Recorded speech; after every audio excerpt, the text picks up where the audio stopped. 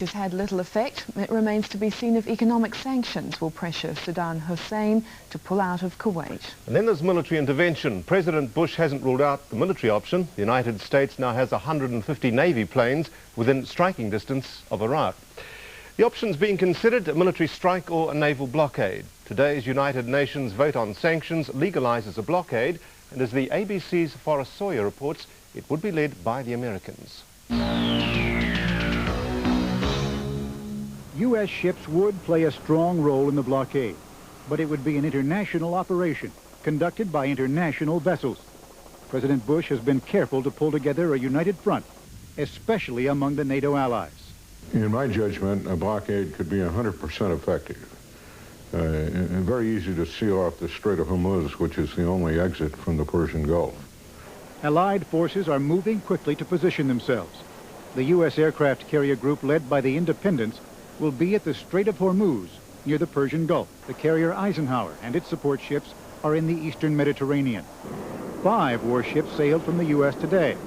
The carrier Saratoga and the battleship Wisconsin depart for the Mediterranean tomorrow. British and French warships are also taking up key positions. The U.S. could avoid the blockade by launching airstrikes against the pipelines inside Iraq. It would seem to me that air power, long-range bombers, aircraft from the carriers, F-16s flying out of Saudi Arabian bases into Iraq, destroying his oil fields, devastating the important military installations in and around his capital. That would send a message to Saddam Hussein that I think he might listen to. A squadron of long-range F-111 fighter bombers has reportedly been moved to an air base in Turkey, just a few hundred miles from the Iraqi border. Those same fighter bombers could, if the crisis escalates still further, launch attacks against Baghdad itself. But that would mean war with the strongest power in the Arab world, Saddam Hussein's million-man army. They're well equipped with over 5,000 main battle tanks. They have a chemical warfare capability which they have not hesitated to use against both the Iranians and also against the Kurds. They have a formidable air force, and their leader has the will to persevere, which is very important. And what if Saddam strikes back against the quarantine of his oil supply by attacking Saudi oil fields? The U.S., and likely the Allies, would be forced to respond, first with air assault. Scores of attack planes are based on the carriers, but that's not enough.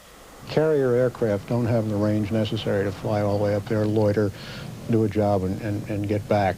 And so what it really comes down to, and has always come down to in the past, the question is if we expect to fight there, then you're going to have to fight on the ground. You have to have a place to stand.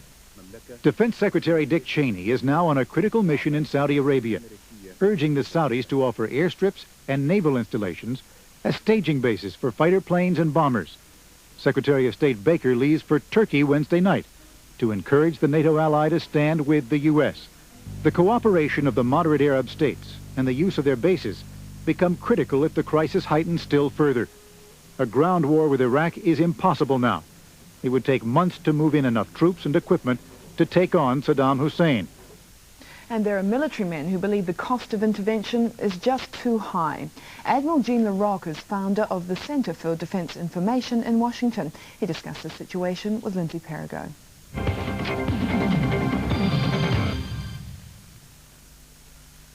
Allied naval presence gathering strength in the region, with American F-111 fighter bombers normally stationed in England, now in Turkey, just 425 miles from the Iraqi border. What's your reading of United States intentions? Well, I think at the moment we're just waiting and seeing and hoping that this massing of forces will persuade Saddam Hussein from Iraq to pack up his marbles and go home, but I don't think it's going to work. Why won't it work?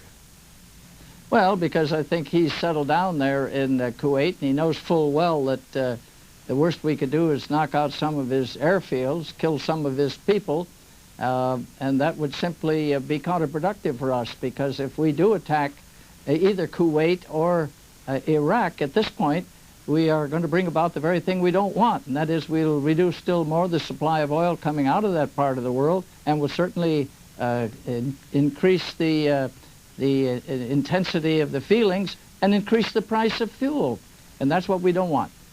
Well, you seem to be saying that the Allied forces should neither amass and threaten nor actually do anything. What should they do, just retreat and leave them to Kuwait? Well, there are times to fight and times to bide your time.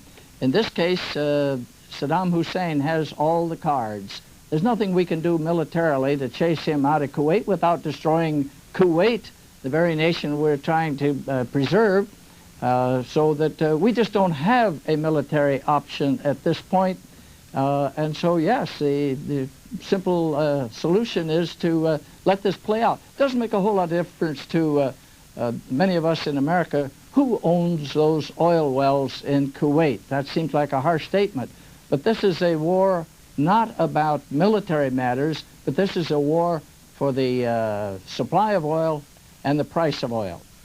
But if the West just sits back and accepts that, doesn't it send a signal to any two-bit dictator that he can invade his neighbor anytime he likes and get away with it?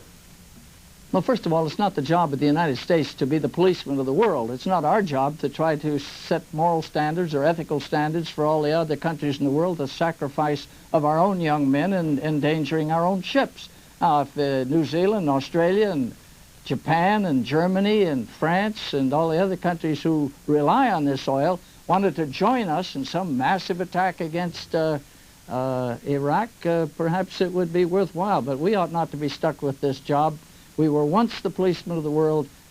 Many of us feel it's time to give up that role. But concerted military action is possible, isn't it, in this context, involving even the Soviet Union, France, Britain, and America? It's not just a case of America being the policeman.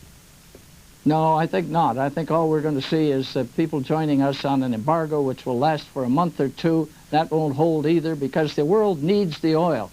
There's not anything else we can do which would be productive in terms of increasing the supply of oil and holding the price down. Any kind of military action we take will simply take the opposite effect. All right, what if he sends his tanks into Saudi Arabia? Do we do something then?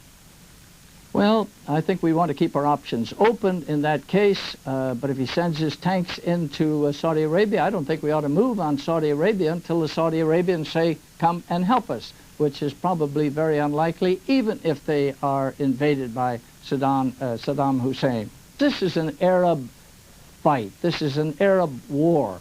They're going to tear themselves apart if it goes any farther.